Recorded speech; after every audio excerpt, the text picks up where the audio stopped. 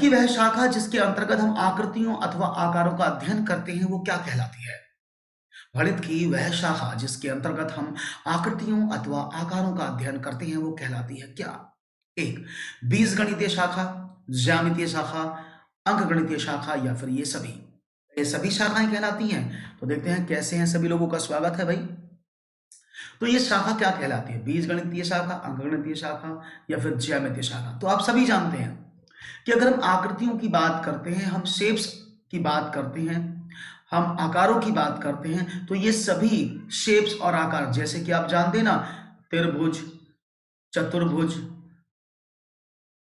घन, घनाभ, ये सब आकृतियां हैं। इन सभी आकृतियों का अध्ययन आप कहां करते हैं? सिर्फ ज्यामिति में, यानी ज्योमेट्री में आप आकृतियों और आकारों का अध्ययन करते हैं। बीजगणित में तो आप कांस्टेंट एंड वेरिएबल दोनों का अध्ययन करते हैं, और अंकगणित में सिर्फ आप नंबर्स का असेसमेंट करते हैं। तो राइट ऑप्शन हो गया ऑप्शन नंबर 2, एकदम सही जवाब है आप लोगों का, एकदम सही जवाब ने दिया है बहुत ही खूबसूरती से। एक और सवाल आपके सामने, दो अंक की संख्या को दूसरी एक अंक की संख्या है दो अंकीय संख्या से गुणा करने के लिए जो प्रक्रिया आपको समझाने के लिए निम्न में से कौन सी पूर्व जानकारी होना आवश्यक है? इनमें से कौन सी पूर्व जानकारी होना अति आवश्यक है अगर आप दो अंक की संख्या को दूसरी दो अंक की संख्या के साथ गुणा करने की बात कर रहे हैं? तो योग का क्रम विनिमय नियम का गुणन, गुणन का क्रम विनिमय नियम, या गुणन योग पर वितरण के रूप में, या फिर गुणन विभाजन के प्रतिलोम के रूप में। अच्छा सवाल है, क्योंकि हर बार इस तरह के प्रश्न पेपर में पूछे जाते हैं, तो आपको इन नियमों के बारे में प्रॉपर जानकारी, इन नियमों के बारे में प्रॉपर नॉलेज होनी आवश्यक है। ये नियम होते क्या क्या हैं? देखो, क्रम विनिमय नियम की अगर मैं बात करता हूं तो आप शायद सभी जानते हैं कि क्रम विनिमय नियम को बोला जाता है, अगर योग की बात करते हैं, कि आप ए में बी को ऐड करें और बी में ए को ऐड करें, यानी अगर उनके स्थान आपस में बदल दें तो जोड़ पर कोई फर्क नहीं पड़ता। जैसे आपने लिखा 8 + 5 हमेशा 5 + 8 के बराबर ही होगा, तो इसको बोलते हैं योग का क्रम विनिमय नियम। क्रम का विनिमय, यानी क्रम का मतलब होता है ऑर्डर का एक्सचेंज कर देना, उससे प्रश्न में कोई प्रभाव नहीं पड़ता, उसी को बोला जाता है योग का क्रम विनिमय नियम। बहुत अच्छे से जवाब दिया आपने। बढ़ते हैं आगे और देखते हैं एक और सवाल। डोली कैसी हैं आप? स्वागत है डोली, आपका बहुत बहुत स्वागत है डोली, होप सो अच्छी होंगी आप। चलिए तो आगे बढ़ते हैं और देखते हैं नया सवाल क्या कहता है आपसे, कुछ और स्पेशल तो नहीं कहता है ना। अच्छा, बात करते हैं गुणन का नियम। अच्छा, गुणन का नियम पता है किसी को कि नहीं पता है? बताते रहा करो आप कि गुणन का नियम आपको पता है कि नहीं पता। जब गुणन का नियम पता लग जाएगा तो आप आसानी से चीजों को समझने का प्रयास करते हैं, कोई प्रॉब्लम नहीं होती आपको गुणन का नियम समझने में उस समय। ओके, तो गुणन का नियम की हम बात कर लेते हैं और देखते हैं गुणन का नियम क्या है, समझ लेते हैं। तो अगर हम सेम रूल की बात कर रहे थे, अगर हम ए में बी की गुणा करते हैं और आपको बी में ए की गुणा कर दी जाए तो कोई फर्क नहीं पड़ता, यानी गुणा में गुणा में स्थान परिवर्तित करने से कोई फर्क नहीं पड़ता है, ऐसा ही गुणन का क्रम विनिमय नियम कहता है। यानी अगर हम बात करते हैं कि 5 में 2 की गुणा करो प्लस 2 में 5 की गुणा करो बराबर, दोनों बराबर होंगे 10 बराबर 10, तो वो फर्क नहीं पड़ता, यानी गुणा में संख्याओं को परिवर्तित करने पर कोई फर्क नहीं पड़ता है, ये आपको पता लग गया। अब बात करते हैं गुणन योग पर वितरण के रूप में। इसका मतलब क्या होता है, यानी आपके पास एक नंबर है ए, आप उसमें गुणा कर रहे हैं योग की ऐसे, तो ये हमेशा आपको देता है a multiply by B plus a multiply by C, ये आपको ऐसे देता है, ठीक है ना। मतलब क्या हुआ कि अगर सपोज करते हैं, अब मैं आपसे बोलूं कि भाई आप 48 में गुणा करो 101 की, तो आप क्या करते हैं, आप करते हैं 48 गुणा 100 जमा 1, यानी यही वितरण नियम है। जहां पर आप देखो, आपने योग का पढ़ा तो आपको दोनों तरफ योग योग मिला, आपने गुणा किया तो गुणा गुणा किया। ऐसे ही जब आप वितरण नियम में जाते हो तो गुणा और योग दोनों, यानी प्लस एंड मल्टीप्लाई, दोनों ऑपरेशन एक ही जगह ऑपरेट होते हैं। इसको हम ऐसे समझ सकते हैं, कहीं चीजों को कॉमन लेने की बात आती है तो कॉमन लेने में भी इस चीज का सर्वाधिक प्रयोग होता है। ओके ग्रेट, बहुत बढ़िया से आप जवाब देते हैं, बढ़िया लगा मुझे। तो राइट ऑप्शन क्या होगा? हाँ, मैंने मॉर्निंग क्लास में बताया था, इसलिए उनको जोड़ रहा हूं पीछे वाली क्लास से। तो राइट ऑप्शन क्या हुआ कि ये जब भी बच्चे को गुणा करनी सिखाई जाएगी, दो अंकों की गुणा करी 48 गुणा 101, या एक अंक की गुणा करो, तो उस बच्चे को गुणन के योग वितरण के रूप में पता होना चाहिए, ये नियम की उसे ज्यादा जरूरत है। Right option option number 3। एक और सवाल आपकी स्क्रीन पर ये रहा, चलो ये भी मैंने आपको बताया था सुबह। अच्छा क्वेश्चन इसलिए रिपीट कर रहा हूं क्योंकि ये क्वेश्चन पर बहुत ज्यादा बेस क्वेश्चंस आते हैं, दैट्स व्हाई इसको मैं रिपीट बार बार कर रहा हूं आपके सामने। यदि किन्हीं दो समांतर रेखाओं को कोई तिर्यक रेखा काटे तो निम्न में से कौन सा कथन असत्य होगा? कोई रेखा है समांतर, यानी आप ऐसे मानते ना, ऐसे आपको एक दो रेखाएं समांतर, उनको एक रेखा काटे, तो उसने कहा है तो उस पर बने कोई दो कोण समपूरक होंगे। तो मैं इसको जल्दी से बता देता हूं, समय नहीं लूंगा। तो सपोज करते हैं ये कोण आपका 60 डिग्री का है, तो ये वाला कोण भी तो 60 डिग्री का ही होगा। लीनियर पेयर से ये कोण 120 डिग्री का होगा, तो ये भी 120 डिग्री का होगा। जैसे कोण ये है 60 का, तो 60 का ये होगा, इनको क्या बोलेंगे? संगत कोण, करस्पॉन्डेंस एंगल। ये 60 का तो ये भी 60, ये 120 का तो ये भी 120 का होगा, ये 60 का तो ये भी 60 का होगा, और ये भी 120 का होगा। इसको क्या बोलते हैं? संगत कोण बोलते हैं, करस्पॉन्डेंस एंगल। यानी 60 बराबर 60 के, 120 बराबर 120 के। इसके साथ साथ अगर हम बात करते हैं एकांतर कोण की, तो एकांतर कोण क्या होते हैं? ये वाला कोण इस वाले कोण के बराबर, ये वाला कोण इस वाले कोण के बराबर हो गया। अंतः बनने वाले कोण अल्टरनेटिव एंगल कहलाते हैं, जिनको आप एकांतर कोण बोलते हैं, और एकांतर कोण हमेशा बराबर होते हैं। बिल्कुल सही बात। अब यहां पर कहानी आती है ये कि भाई मुझे इस बात के बारे में जवाब दो, वो मैं बताता हूं आपको क्या है। इसको हटा देता हूं, फिर समझाता हूं। तो यहां पर जवाब मिलता है ये वाला कि भाई उसने कहा एकांतर कोण बराबर होते, बिल्कुल सही बात है। एक ही ओर बने अंतः कोण हो गया। अब देखो एक ही तरफ, अगर मैं इस तरफ की बात करता हूं तो 120 प्लस 60 180, बिल्कुल सही बात है। मैं इसकी बात करता हूं तो 120 बराबर 60, ये भी 180 है। मैं इन दोनों की बात करता हूं अंदर वालों की, तो ये भी 180। मैं इन दोनों की बात करता हूं, ये भी 180, यानी अंतः कोणों का योग 180 होता है, ये भी सही बात है।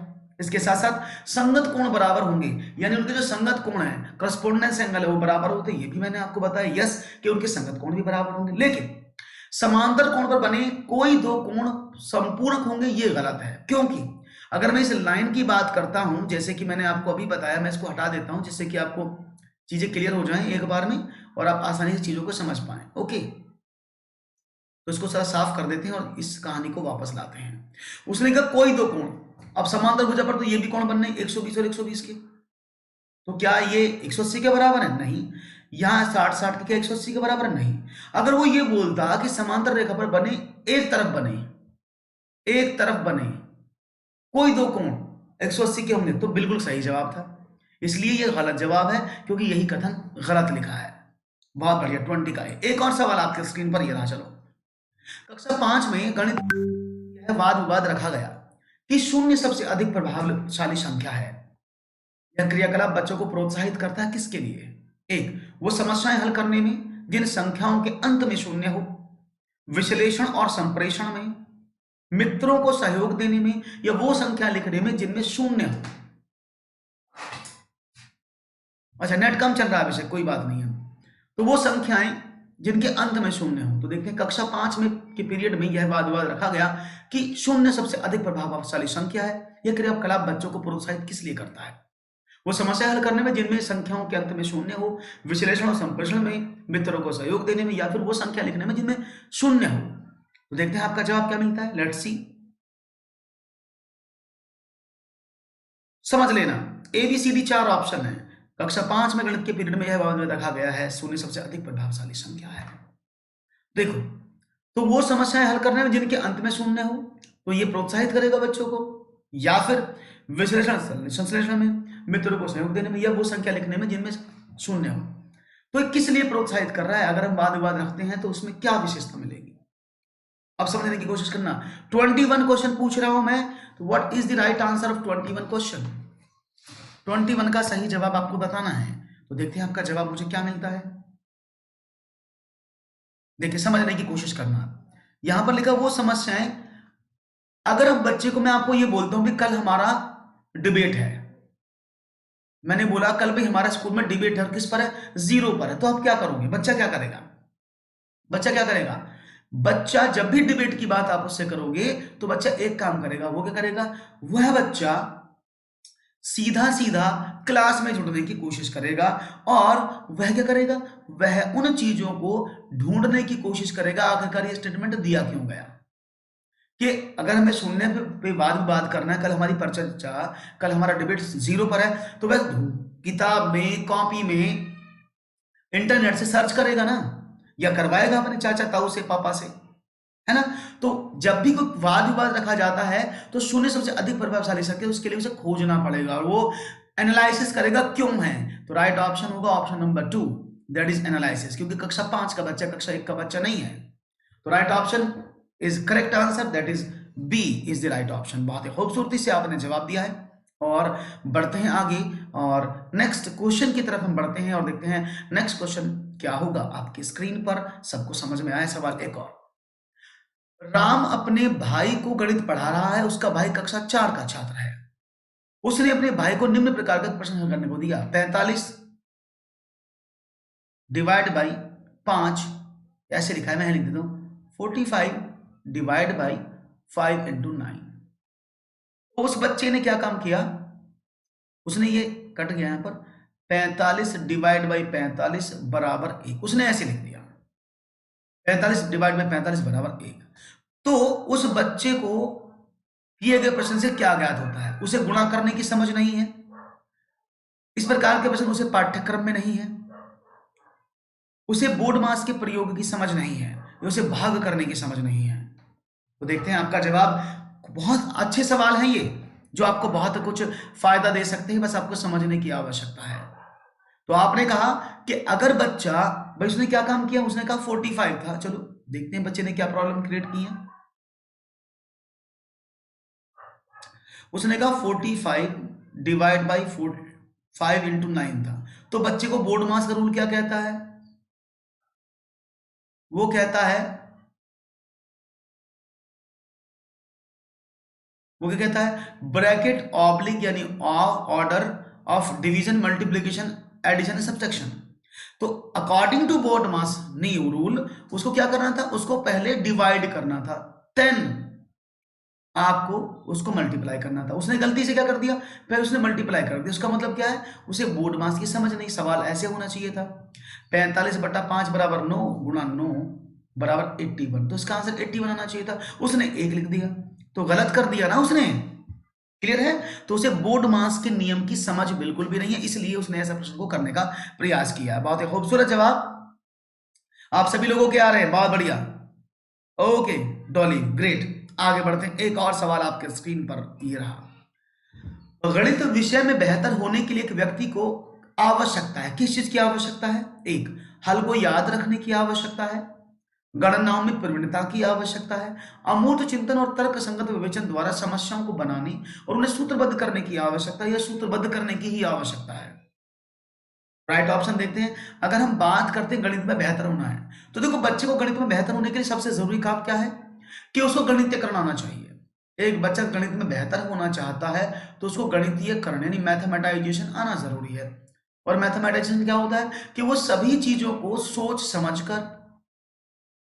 कर समझ कर एनालिसिस करके लगा, यानी किस प्रश्न में कौन सा फॉर्मूला लगना है, किस प्रश्न को किस तरह से सॉल्व किया जा सकता है, किस प्रश्न को कितनी आसानी से आप सॉल्व कर सकते हैं, किस प्रश्न को करने की कौन सी शॉर्ट ट्रिक है, ये सब चीजों को जब वो जान जाता है उसी को गणितीकरण कहते हैं। तो वो कहां मिल रहा है आपको? अमूर्त चिंतन और तर्क संगत विवेचन द्वारा समस्याओं को बनाने और उन्हें सूत्रबद्ध करने की ओर ये इशारा करता है। राइट ऑप्शन था option number C, that is to create and formulate problems by abstract thinking and relation और रेशनल डी एल्जेब्रियन। ओके बहुत बढ़िया, आपको समझ में आ रहा है, दैट्स ग्रेट। और बढ़ते हैं आगे और देखते हैं और नए सवालों के जवाब क्या मिलते हैं, कुछ खास। एक और सवाल आपकी स्क्रीन पर मैं भेज रहा हूं, ये रहा। चलिए, किन दो संख्याओं को गुणा करने पर 24 गुणनफल प्राप्त होगा, यह किस प्रकार का प्रश्न है? दो संख्याओं को, किन्हीं उन दो संख्याओं को लिखो, बच्चों को आपने एक प्रश्न दिया कि उन दो संख्याओं को लिखो जिनको गुणा करने पर गुणनफल 24 प्राप्त होगा, यह किस प्रकार का प्रश्न है? अधिसंज्ञानात्मक रूप में चिंतन करने में बच्चे की सहायता करता है। बंद अंत वाला प्रश्न है क्योंकि इसके निश्चित संख्या में उत्तर है। बच्चों को सामान्य समस्या समाधान रणनीतियों को सुझाता है ताकि वह सही उत्तर दे सकें। मुक्त अंत वाला प्रश्न है क्योंकि इसमें एक से अधिक उत्तर हैं। Let's see what is your answer and what will do for that particular answer. Okay, wait कर रहा हूं मैं आपके आंसर का। बहुत ही खूबसूरत सा जवाब आपको देना है और काफी खूबसूरत जवाब आपने दिया भी है। ओके, स्टार्ट हुआ है सवाल और यहाँ पर सी जवाब सबसे ज्यादा आपको मिल रहा है। कि सर सी इसका आंसर होना चाहिए, क्योंकि बच्चों की सामान्य समस्या समाधान रणनीतियों को सुझाता है ताकि वह सही उत्तर दे सकें। लेकिन वो सवाल शायद आप 23 का दे रहे हैं, 24 की बात चल रही है। देखो मैं कुछ समझाना चाहूंगा, दो संख्याओं को गुणा करने पर 24 उत्तर आए, तो बच्चे ने क्या लिखा, 24 उत्तर लाने के लिए एक बच्चा बोला ठीक है सर जी। एक ने लिखा जी 1 में 24 की गुणा कर दो। दूसरा बोला सर 2 में 12 की गुणा कर दो तो भी आ जाएगा। उसने कहा 3 में 8 की कर दोगे तब भी आ जाएगा। एक बोले सर 4 में 6 की गुणा कर दो तब भी आ जाएगा। यानी अगर बच्चे ने कोई सा भी उत्तर लिखा तो क्या गलत है? उसने बनाया 1 और 24 की कर लो, 2 और 12 की कर लो, 3 और 8 की कर लो, या फिर 4 और 6 की कर लो, तो ये सब 24 ही तो देंगे। तो बच्चे को पता लगा अरे भाई ये तो एक सवाल के एक से ज्यादा उत्तर है, सभी सही है। क्या समझे? जब एक सवाल के बहुत सारे उत्तर हो जाएं, यानी एक से ज्यादा उत्तर हो जाएं और वो सारे ही सही हों, तो ऐसे प्रश्नों को मुक्त अंत वाला प्रश्न कहा जाता है, क्योंकि उसके एक से अधिक उत्तर प्राप्त होते हैं। राइट ऑप्शन, बहुत बढ़िया, मुक्त अंत वाला प्रश्न है, क्योंकि इसके एक से अधिक उत्तर पाए जाते हैं। बहुत ही खूबसूरत। एक और जवाब आपने दिया है, 4th ऑप्शन करेक्ट आंसर था। You have given great answer. आगे बढ़ते हैं, एक और सवाल आपके स्क्रीन पर मैं रख रहा हूं और देखते हैं आपका जवाब क्या मिलता है इस बार। हाँ, ओपन एंडेड होगा, इसको अंग्रेजी में ओपन एंडेड बोलते हैं। देखा ना, open ended question, because it has more than one answer. तो यहाँ पर इंग्लिश में मैंने लिखा हुआ है, it may be possible, it's visible to you guys. Okay great, आगे बढ़ते हैं और ऑप्शन नेक्स्ट की बात करते हैं और क्वेश्चन नेक्स्ट की बात करते हैं। देखते हैं नया प्रश्न आपको किस प्रकार से नया उत्तर आपको सुझाता है। नया सवाल, किसके मत अनुसार संख्या समस्या समाधान जो है, किसके मत अनुसार समस्या समाधान एक ऐसी प्रक्रिया है जिसकी ओर सीखने संबंधी सभी क्रियाएं अग्रसर होती हैं तथा दी गई समस्याओं का समाधान करती हैं। योकम और Simpson, crow and crow, Herbert या कीन्स, इनमें से किसके मत अनुसार समस्या समाधान एक ऐसी प्रक्रिया है जिसकी ओर सीखने संबंधी सारी प्रक्रियाएं अग्रसर होती हैं तथा दी गई समस्या का समाधान करती हैं? देखते हैं जवाब क्या मिलता है। 1 योकम और सिम्पसन, 2 क्रो एवं क्रो, 3 हर्बर्ट, चौथा कीन्स। देखते हैं आपका जवाब मुझे क्या मिलता है। According to Hume problem solving is a process towards which all learning related activities processed and solve the given problem. Okay, let's start. Yoakum and Simpson, Herbert and Keynes. Right option क्या है? देखो, जब समस्या समाधान की बात की जाए और ऐसी प्रक्रिया जिसमें सीखने और संबंधी सभी क्रिया अग्रसर होती हैं, तो समस्या समाधान ये योकम और सिम्पसन की है। 2016 में ये प्रश्न, किसी एक ईयर में ये प्रश्न आपके लिए आया भी है। क्लियर? ओके, ग्रेट आंसर, बढ़िया जवाब आप देते हैं, बहुत ही खूबसूरती के साथ आपका जवाब आता है, तो काबिल तारीफ है। एक और सवाल आपके स्क्रीन पर रख रहा हूं, बहुत ही खूबसूरती से जवाब दिया आपने, शुभांगी आरती। आगे बढ़ते हैं, एक और सवाल। प्राथमिक स्तर पर गणित की अच्छी पुस्तक के लिए निम्नलिखित में से कौन सी विशेषता महत्वपूर्ण है? उसमें केवल बहुत से अभ्यास होने चाहिए जिससे कि यथातथ्य अभ्यास किया जा सके, वह मोटी और बड़ी होनी चाहिए, उसमें अवधारणाओं का परिचय संदर्भों के द्वारा दिया जाना चाहिए, वह आकर्षक और रंगीन होनी चाहिए। देखते हैं आपका जवाब क्या मिलता है। प्राथमिक स्तर की गणित की पाठ्य पुस्तक निम्न में से कौन सी विशेषता बहुत महत्वपूर्ण है, यह आपको बताना है। तो देखते हैं आपका जवाब। उसमें केवल बहुत से अभ्यास होने चाहिए जिससे कि यथातथ्य अभ्यास किया जा सके, वह मोटी और बड़ी होनी बहुत आवश्यक है, उसमें अवधारणाओं का परिचय, बहुत बड़ा डोली बहुत तेजी से आंसर देती है, उसमें अवधारणाओं का परिचय संदर्भों के द्वारा दिया जाना चाहिए, या वह आकर्षक और रंगीन होनी चाहिए। तो देखते हैं सही जवाब। देखो, उसमें केवल बहुत सारे अभ्यास ही तो गलत है ना, क्योंकि उसमें संकल्पनाएं, एग्जाम्पल्स, डेफिनेशंस होनी चाहिए। वह मोटी और बड़ी होनी चाहिए, इससे कोई भी लेना देना नहीं है, अगर वो मोटी और बड़ी होगी तभी अच्छी होगी। बात करते, ये बिल्कुल सही लिखा है कि अगर प्राइमरी स्तर की हम बात करते हैं तो बुक जो है वो आकर्षक और रंगीन होनी चाहिए, जिससे बच्चा उससे क्या होता है, अट्रैक्ट हो जाता है और उस किताब को पढ़ने की कोशिश करता है। हालांकि ये रंगीन और आकर्षण जो है वो सिर्फ कक्षा 1 और 2 में रखा जाता है, 3, 4, 5 आगे बच जाती हैं। तो अगर हम प्राथमिक कक्षा की बात करते हैं तो गणित की पाठ्य पुस्तक में सबसे अच्छी आवश्यकता यह है कि जब आप कंसेप्ट देंगे तो उसमें आप रंगीन कर दो, उसमें आप आकर्षक बना दो, चित्र बना दो, तो उसमें हर एक चीज का परिचय उसके रेफरेंस के आधार पर दिया जाना चाहिए, वो मूल चीजों से दिया जाना चाहिए, वो चीज कहाँ से आई, कैसे, उस सब के बारे में पता होना चाहिए। तो सबसे फीचर्स, जो बेस्ट फीचर है बुक्स की, वो यही है ऑप्शन नंबर 3। 26 का प्रश्न जो है उसका उत्तर 3 होगा। ये एकदम सही जवाब आपने दिया है। एक और सवाल बढ़ता हुआ आपकी तरफ, प्रश्न नंबर 27। भिन्नों की तुलना पढ़ाते समय जिसमें अंश समान है, जैसे 3/5 और 3/7, युवराज की प्रतिक्रिया थी, चूंकि अंश समान है और 7 5 से बड़ा है, अतः 3/7 3/5 से बड़ा है। यह बताता है कि, क्या बताता है? एक, युवराज को भिन्नों के परिमाण की समझ नहीं है। यह बताता है युवराज तुल्य भिन्नों की अवधारणा नहीं जानता। युवराज अंश और हर की अवधारणा नहीं जानता। युवराज ने अच्छी तरह से अभ्यास नहीं किया है। तो ये सवाल आपके सामने था और देखते हैं आपका जवाब क्या मिलता है। समझने की कोशिश करिएगा, सवाल बड़ा ही आसान है, बहुत ही इजी है, क्योंकि उसने पता लगा कि 3/5, यहां लिख देता हूं मैं, 3/5 3/7 दो भिन्न दी थी। उसने कहा चूंकि अंश समान है, यानी दोनों के 3 बराबर, इसलिए 7 5 से बड़ा है। तो उसने लगाया कि क्योंकि 3 और 3 बराबर हैं, 7 बड़ा है इसलिए बड़ा है ये भिन्न। लेकिन शायद ऐसा नहीं होता। होता क्या है कि 3/5 3/7, अगर भिन्नों के अंश बराबर हैं तो क्या नियम होता है कि छोटे हर वाली भिन्न बड़ी और बड़े हर वाली भिन्न छोटी होती है। संकल्पना ये थी, लेकिन वो बच्चा उल्टा समझ बैठा कि जिसका हर बड़ा वो भिन्न बड़ी, जिसका हर छोटा वो भिन्न छोटी। तो बच्चा गलत हो गया, है ना। तो यहां देखते हैं क्या है कि उसे युवराज को अंश और हर की अवधारणा नहीं जानता। वो जानता है, वो उसने बोला तो कि अंश और हर समान, यानी अंश हर, तो उसको पता है कौन कौन से हैं। तो युवराज तुल्य भिन्नों की अवधारणा नहीं जानता है, यानी उसे ये नहीं पता है कि इन भिन्नों को कंपेयर करते समय क्या है, उसकी अवधारणा गलत है। तो राइट ऑप्शन, ऑप्शन नंबर 2 एकदम सही जवाब है इस प्रश्न का, जो आपने पढ़ा और जो आपने समझा। बहुत ही बढ़िया से आपने उत्तर दिया है। एक और सवाल मैं आपके स्क्रीन पर रख रहा हूं, question number 28। Here we go with your answer, और देखते हैं आपका जवाब मुझे क्या मिलता है। नया प्रश्न आपके स्क्रीन पर ये रहा।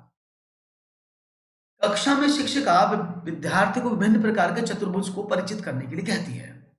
शिक्षिका का उद्देश्य क्या है? एक, विभिन्न परिप्रेक्ष्यों को समझाने में विद्यार्थियों की सहायता करना, विभिन्न परिभाषाओं को खोजने में विद्यार्थियों की सहायता करना, सभी परिभाषाओं को कंठस्थ करने में विद्यार्थियों की सहायता करना, या फिर परिभाषाओं पर आधारित चतुर्भुज में सभी समस्याओं को हल करने में उनकी सहायता करना।